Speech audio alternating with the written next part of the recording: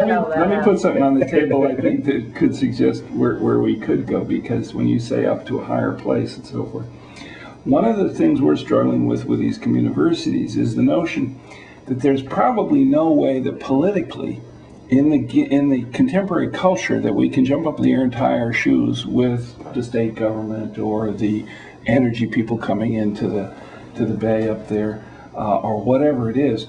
Those solutions can't be solved from within the domain that are causing the problems.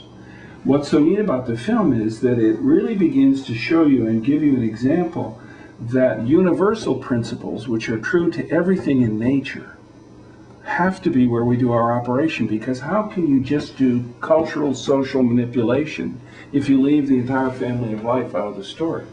So we have to be dealing with things like these assumptions, which I would call universal principles. And the definition of a universal principle, if it's good for the fish, it's good for me. If it's good for the fish, it's good for the tree, and so forth. And we're not used to doing that, but the indigenous elders have never stopped doing it. Now the other thing is we're trying to come up, in Deer Island and Hope and other towns, not only with universal principles, but what I would call eternal principles.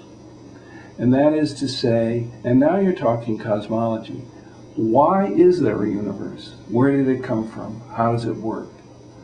And those principles are so profound that they are the formation of nature herself, which operates on universal principles. So what I like about this film is we're throwing open the door to two realms of thought that we don't usually use for political solutions, namely all of Mother Nature, universal principles, and eternal principles, which are the foundation of the cosmos. And if we can find little conversations like this, where we're getting comfortable with those kinds of considerations. New ways of thinking. Right. Then we're going to get out of this. I have a gambling casino and you have a liquid natural gas port. I mean, all those things that we find infinite ways to fight about and hurt each other. The bigger story is the universals and the eternals. And I think that seems to be happening in the culture out and around, and a film like this really throws open the door to what it looks like and what it sounds like and what it feels like, which is a great gift.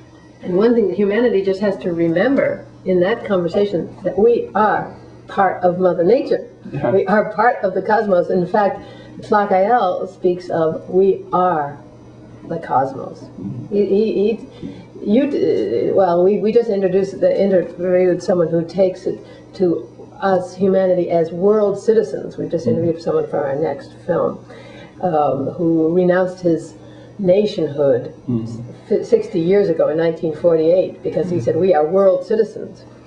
So that's a very interesting angle on things. But also, Tlakael goes to the cosmic citizen, but he even takes that another step to we are cosmos. Not we are cosmic or we are cosmic citizens, we are the cosmos. So that's one thing we have to remember. That when we speak of Mother Nature, we are speaking of us. There is no separation. There is no separation.